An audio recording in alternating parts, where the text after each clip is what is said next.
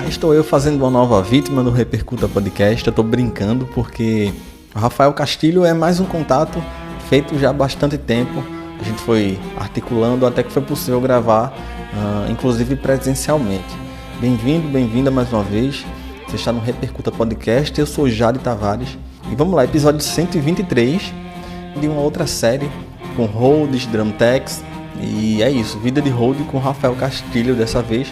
Ele que é baterista e também trabalha na área do backstage, tanto como hold como também como drum tech. E aí a gente já estava articulando essa gravação há muito tempo. Na época em que a gente começou a conversar, ele estava com o Henrique Pucci. Foi possível gravar presencialmente aqui em Recife, por intermédio da turnê do Dragon Concert, por conta da passagem da Esfera Rock Orquestra aqui por Recife, nessa turnê de 2024. Aqui em Recife passou pelo Teatro IMIP, eu estive por lá e troquei essa ideia com o Rafael. Inclusive esse episódio tem todo em vídeo disponibilizado lá no meu canal no YouTube, o Jade Tavares, que está aqui inclusive na descrição se você quiser assistir esse episódio. E para o YouTube também, isso é exclusivo de lá, eu também fiz alguns takes do Rafa contando pra gente, explicando um pouco e detalhando os sets de percussão e de bateria aos quais ele fica responsável, e também trazendo todos os detalhes do material de trabalho que é comum, né, aos holds e drum techs. É isso, eu espero que você curta mais esse episódio. Repercuta o podcast disponível em todas as plataformas. Tem um Pix do projeto se você quiser colaborar, que está aqui na descrição. Vamos embora, vida de hold com Rafael Castilho aqui no Repercuta.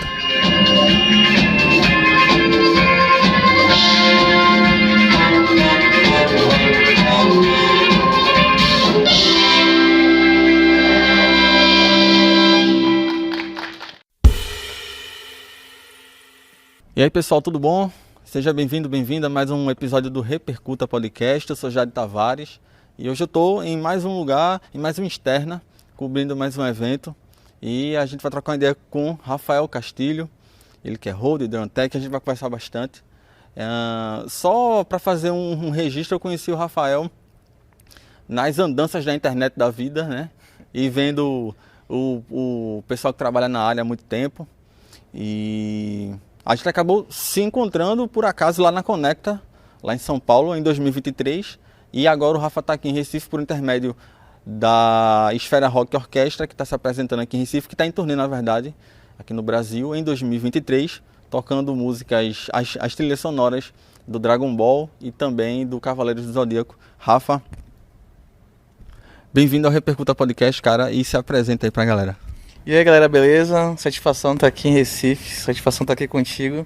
Se encontrou lá em São Paulo, muito do nada aquele dia também. O cara aqui. E assim, eu sou o Rafael Castilho, sou drum tech, mas aqui na Esfera eu faço bateria e percussão, como o pessoal vê aí no fundo. E cara, é muito legal estar aqui, cidade quente. Mas eu acho que não é mais quente que a minha terra. Eu sou de Manaus, pra quem não sabe, quem me acompanha aí. Eu sou de Manaus e eu tô nesse movimento pelo Brasil tem 1 ano e meio, cara. Todo mundo vê assim, pensa que é muito tempo, mas eu tô há 1 ano e meio. Parece mais, assim, principalmente com base no que eu vejo das tuas produções.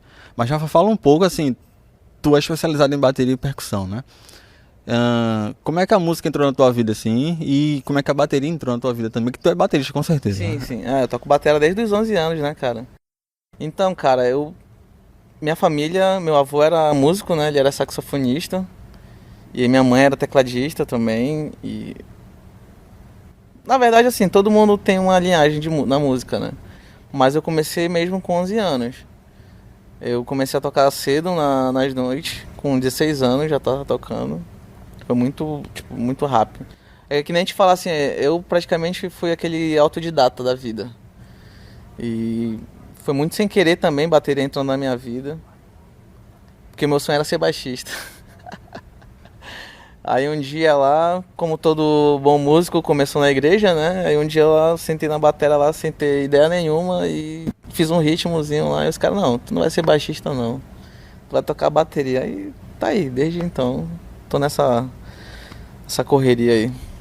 Na bateria, quem te inspirou, os caras que, né, são aqueles heróis, assim, né? Aqueles caras que provocam a gente para começar, para querer começar a tocar, se interessar por estudar, enfim, por ter banda. Quais os caras que no início ali, a gente é da mesma geração, acredito, a gente tem quase a mesma idade. Então, se tu puder compartilhar os caras que te inspiraram aí. Cara, ele é do meio gospel, na verdade. Ele era o batera do Oficina G3, Walter Lopes. Foi ele que deu o início, assim.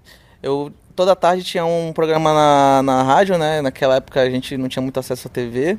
E era mais rádio. E era um programa chamado J. Gomes. Era toda quarta da tarde, era só tocava os clássicos das bandas gospels e tal. Aí lá eu conheci a Oficina G3. Aí naquela de ficar ouvindo, aí um dia pesquisando, aí eu descobri quem era o batera e foi através dali, cara, que começou, né, o interesse pela bateria também. Só que é meio assim, meio estranho porque eu já gostava de bateria, mas não queria ser baterista. Tava resistindo, né? Aí cheguei com 11 anos na igreja lá, eu vi o baixo assim, aquele baixo, não, é baixo. Aí, só que a bateria já tava me perseguindo já.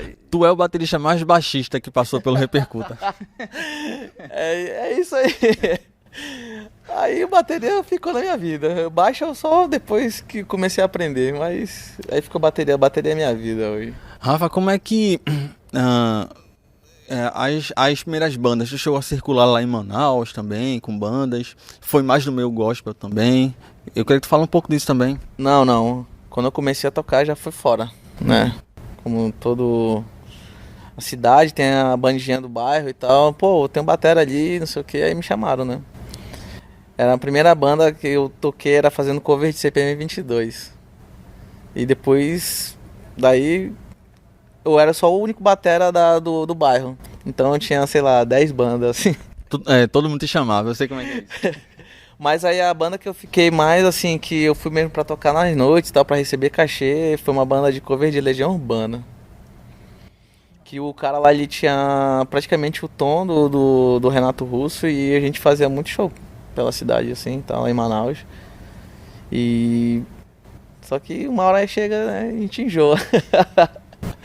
Aí foi quando eu comecei a partir pro modo já mais de heavy e tal. Na época eu montei até uma banda com um brother meu, Guilherme, cover de Iron Maiden, cara. Tu foi de um extremo pro outro, assim. A gente pegou eu e ele, chamamos mais um brother lá, o guitarrista, o Giovanni, né? Vou até marcar ele depois.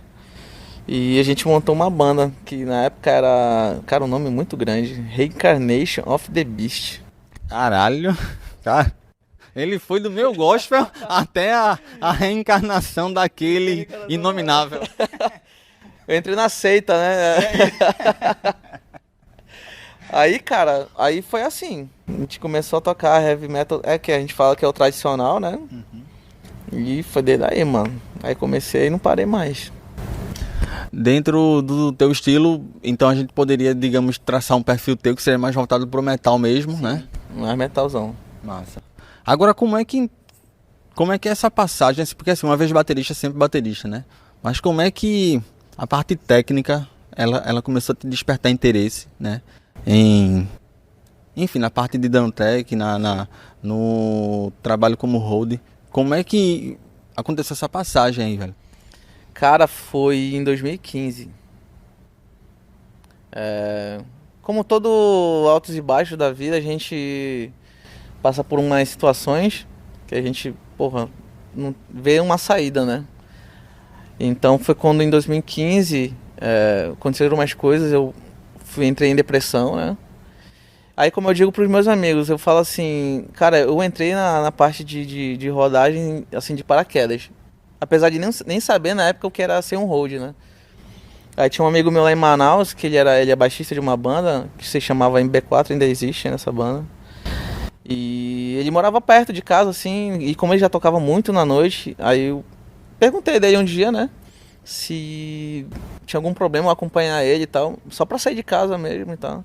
Ajudar ele a carregar os equipamentos dele e tal, caixas, né? Era só caixa de baixo e o baixo dele. Homem baixo, né? Baixo mais uma vez, Rafael. Pô, baixo, mano. Mas esse cara toca muito. Eu vou te mandar depois o perfil dele. E, cara, e a gente foi indo. Aí todo show ele me chamava, pô, mano, tu vai querer ir e tal, aí eu sempre indo. Aí lá eu peguei, criei amizade com todo mundo, batera principalmente. E quando eu me vi um dia num show lá, o guitarrista que toca guitarra também, a primeira música ele vai e quebra uma corda. Aí ele tinha uma de backup, aí na terceira música lá ele vai e quebra a corda da outra guitarra. Aí eu pensei, aí veio aquele raciocínio assim, né? Pô, mas se tem uma corda na outra que não tem nessa, eu vou trocar. Aí eu não sei, bicho, eu nunca tinha trocado corda na minha vida. Acho que foi a corda que eu mais demorei a trocar. Não, durou uma música, eu tô brincando, durou uma música a troca de corda. Aí peguei, troquei, ele, caramba, mano, não sei o que. Aí quando foi nesse dia, eu recebi meu primeiro cachê, que eu nem. Pô, mano, tu tá ajudando a gente aqui e tal. E foi também no mesmo dia que me indicaram pra um brother lá em Manaus, o Beto Montrezol. Ele é dono de um estúdio lá, que é dos backline assim dele lá, é os top. E ele precisava de um hold pra ajudar ele. E como ele alugava lance de backline e tal, essas coisas, aí ele queria um hold pra ele também, quando ele ia tocar, né? E pra ajudar ele nos eventos. Aí me indicaram pra esse cara. E foi aí que eu vi aquela coisa toda, tipo, foi até esse show que a gente ia cobrir, o backline, foi no show do Angra, último show do Angra com o Kiko Loureiro lá em Manaus, que ele já ia pro Megadeth, no caso. 2015, Cara, acho que foi 2015, foi 2015. Aí, quando eu vi a galera chegando antes da banda, eu tipo assim, pô, quem é os caras? Eu já sabia o que era um técnico de som, porque, né, cidade local sempre tem o técnico lá, de luz e tal. Mas eu não sabia que tinha aquela coisa toda de stage manager, tour manager, hold, essas coisas. E foi quando eu conheci o Rodrigo Batata, que na época era o hold do Bruno Valverde. Aí ali já começou abrindo minha mente assim, né, em relação a esse mundo, backstage e tal. E a gente passou a cobrir muitos eventos na cidade. Depois a gente entrou para uma produtora chamada Black River. Foi quando eles levaram muita banda nacional, banda gringa. Aí foi quando ampliou mais. Porque diferente de holds do Brasil, eu comparo assim, os holds da gringa, eles já tem aquela visão mais, né, tipo, conhecimento mais, experiências a mais e tal. E a gente, claro, juntar as duas coisas. E quando eu conheci também o Dante, que ele é hold hoje em dia do André Kisser. Foi o cara que eu mais vi em Manaus. Foi o cara que eu mais acompanhei e tal. E foi aí, cara, surgiu o interesse de não largar de tocar, né? Mas foi onde me atraiu. Foi mais pra esse lado. Foi mais pra esse lado e tal. Aí foi quando eu comecei a trabalhar com muitas bandas em Manaus. Fora esse brother que eu fazia, né, os eventos com ele. E foi quando eu comecei... Quando um dia eu vi lá na internet, eu já acompanhava o Instagram da Casa do Hold, que é quando eu fui estudar, essa coisa toda. Aí um dia lá anunciaram um curso online. Aí eu peguei e emprestei cartão da minha namorada na época. Me matei pra pagar, fiz rodagem pra caralho. Mas paguei e, cara... E foi quando... Aí eu já tive mais um conhecimento também de como é que era... Como funcionam as coisas no palco, no backstage. Entre outras coisas. Isso em Manaus. Hoje tu tá em São Paulo ou tu tá em Manaus? Como é que tá hoje, assim? Tu circula? Porque eu te pergunto porque... pra saber da decisão de ir pra São Paulo e tal. Se é que tá fixo lá. Cara, então... Eu tô entre Manaus e São Paulo. Tá. Mas assim... Em São Paulo eu tô mais, né, ultimamente. E porque as coisas que acontecem é muito mais pra cá, né? Uhum. E em Manaus é mais a família, assim, quando, tipo, vai ter uma pausa da tour, aí eu vou lá, visito a minha mãe e tudo e tal. Mas o negócio mesmo é em São Paulo. Massa. Rafa, vamos falar um pouco dos artistas com quem tu trabalhou, assim... eu quero que tu detalhe, a gente vai fazer alguns takes ali depois, galera. Vocês vão sacar os sets de bateria e de percussão aqui também, que o Rafa é responsável pela organização, enfim, a parte técnica, toda a responsabilidade dele. Mas Eu também lembro, Rafa, que você também trabalha com Rick Pucci, né? Que é Sim. baterista noturno. Vamos falar um pouco dos artistas com quem tu trabalhou, dos bateristas com quem tu trabalhou, trabalha, porque acredito que tenha sido, que é meio que fixo, né? Tem as janelas ali com eles, né? Então, cara, assim, eu cheguei a trabalhar como road local lá em Manaus. Eu cheguei a fazer pro Ricardo Confessori, do Angra Xamã, né? Também já fiz. Teve um que foi, assim, o meu desafio de vida, que foi o batera do Sebastian Bach, na época que ele tava fazendo turnê. Que ele foi pra Manaus sem road. Aí o Bob é Bob Jason Beck, acho que é isso o nome dele. Aí me contrataram pra fazer, né, pra ser road dele lá e tal. Mas teve, cara, tem o que também, o Helmut Quaken, que inclusive o guitarrista da nossa orquestra tocou com ele na Suprema, que é uma banda que tá em pausa, né? E mais aqui pra São Paulo, cara, já fiz o Bacalhau do Traje. Fiz também o Henrique. O Henrique foi assim, o Henrique foi a minha chave, assim. Porque hoje eu tô onde tô justamente porque eu fiz aquela turnê do Podiano. Sim. Aí trabalhando pro Henrique, então aí já fiz aquela coisa toda, né? O network, tudinho e tal. Aí tem o Henrique, tem o Bacalhau. Aí eu tenho também bateras lá em Manaus, o Detonautas, o Japinha, que era do CPM 22. A gente fez muito local também, eu fiz muita coisa local. Também já cheguei a ser hold de vocalista, tipo Santa Cruz. E assim vai indo, cara. Orquestra a primeira vez? Não, é a segunda. A segunda. Lá em Manaus eu tinha uma banda que sempre tinha um projeto de rock com orquestra, edital da cidade, né, pra fazer dentro do Teatro Amazonas. Então a gente sempre tava com essa coisa de banda e orquestra. É interessante essa circulação, até para deixar registrado aqui, que a ideia dessa gravação aqui com o Rafael, desse episódio com o Rafael, ela vem a gente já vem em contato desde o tempo da turnê do Diano, inclusive, né? Acho que tu lembra, Rafael. E não foi possível fazer, e estou feliz que a gente está aqui produzindo dessa vez.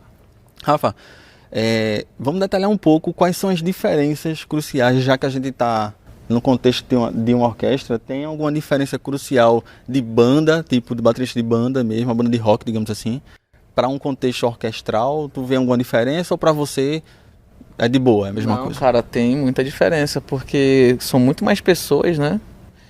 E como a gente trabalha aqui com violino, trompa, essas coisas assim, aí são detalhes, cara. Desde fone, do técnico de monitor, alinhar as coisas e tal. E em relação ao bateria e a percussa, porque a percussa pra mim tá sendo um desafio nessa orquestra, porque eu era mais de batera mesmo, né? E comparado, apesar de ser mais light também, aí tem um lance, né, que todo baterista de jazz, essa coisa assim, né, os detalhezinhos. Aí parar pra prestar atenção nesse tipo de coisa. Porque geralmente assim, quando a gente tá em banda de rock, que a gente tá fazendo uma tour, ele já tá tudo mapeado, né? Já com batera erudito, muda muito. Então é um detalhezinho aqui, um detalhe aqui, lance de afinação. Então eu tive que, assim, eu tô aprendendo também, né? E a diferença é essa, cara, que é muita gente, são muitas pessoas, cada um estilo, uma personalidade diferente. Jeitos diferentes de trabalhar e tal. Aí essa é a diferença. Mas cada, né, é bem trabalhado assim, tipo, orquestra com banda. Apesar de que banda a gente já tem aquela coisa. A gente vai fazer isso, chegar no local, fazer passagem em cheque e tal. Aqui não, a gente faz cheque e tá em cheque o tempo inteiro. Nesse contexto da orquestra, e não só no contexto orquestral mesmo, Rafa, mas a tua rotina de trabalho, o que é que, assim, para detalhar para a galera, né?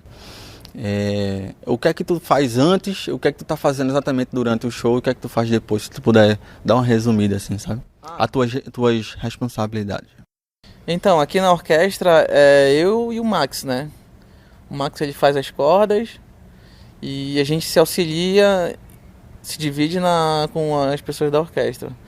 Mas assim, o antes, que a gente, como a gente fala que é a gente fala que é a pré, no caso quando a gente chega na cidade, que é aquele trabalho todo de montar, afinar, aí a gente faz o check e tem um check com a orquestra, né, no caso.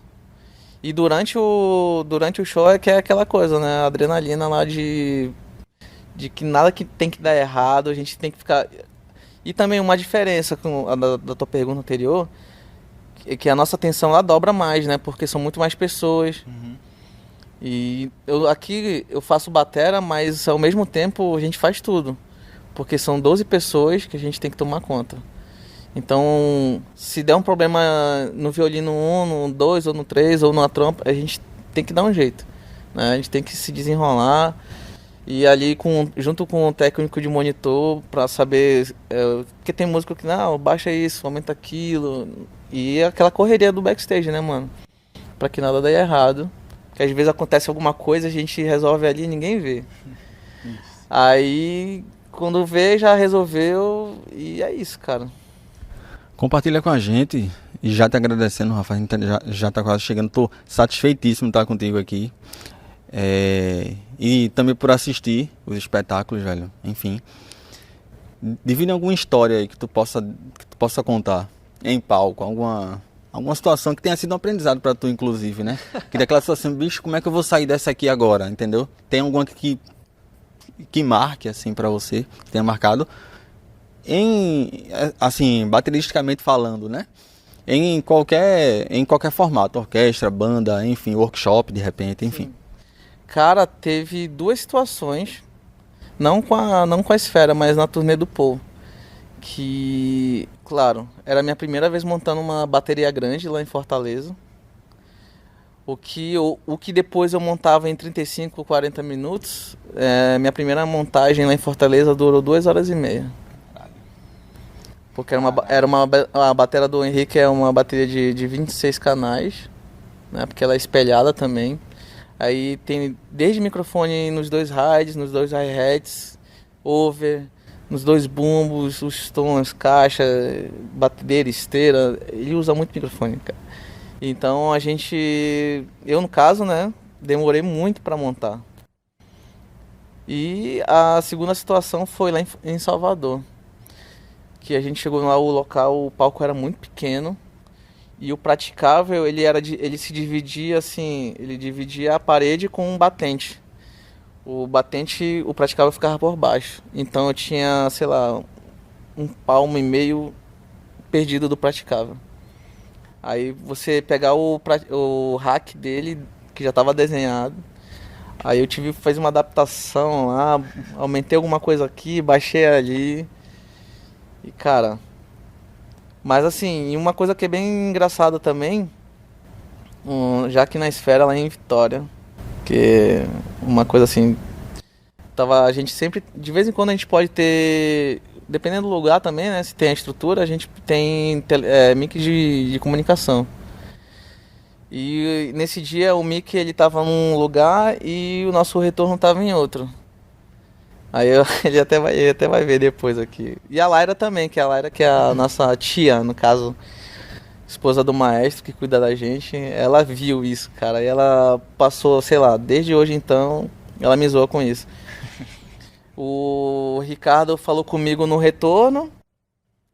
Não, eu falei com o Ricardo, no caso, pedindo tal coisa. Aí eu peguei e saí pra ouvir o Ricardo. Tipo assim, aquela caixa de retorno ali. Uhum. Peguei pra ouvir o Ricardo. Aí o Ricardo pegou e respondeu. Aí eu peguei e respondi. Mas eu respondi pra caixa. É o cansaço, né? É o cansaço, bicho. Você tava vendo o Ricardo na caixa. Eu tava vendo o Ricardo na caixa. Eu peguei e respondi, ok, Ricardo, mas eu respondi pra caixa. Aí eu peguei e levantei assim, cara, bicho, que idiota que eu sou, mano. O microfone tá aqui, aí o Ricardo.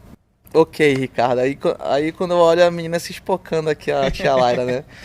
Aí eu, meu Deus, mano, isso aí vai ficar. E ficou.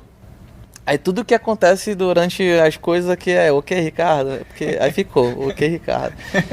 Aí são coisas assim, bicho, que quem não sabe, mas às vezes você viajar muito, aí sua mente fica no automático.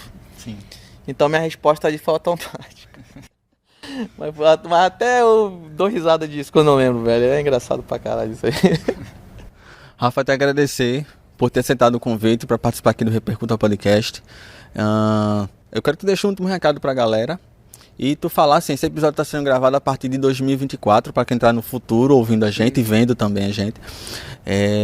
Os teus planos futuros, o que é que vem pela frente aí na carreira do Rafael Castilho? E te agradecer mais uma vez, velho. Obrigado por me receber. É nóis, mano. Eu que agradeço o espaço aí.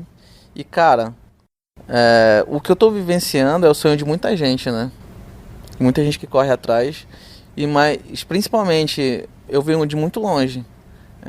Eu venho de uma terra que o espaço é pouco e é muito difícil, tipo, sair do extremo norte para vir pro sul para fazer um trabalho de muita responsabilidade, né? Mas é aquela coisa assim, cara, quem tem a curiosidade, quer, pesquisa, é que nem eu fiz, pesquisa, estuda, olha como é que é. Porque porque dizem assim, não, ser road é fácil, ser road não é fácil, cara.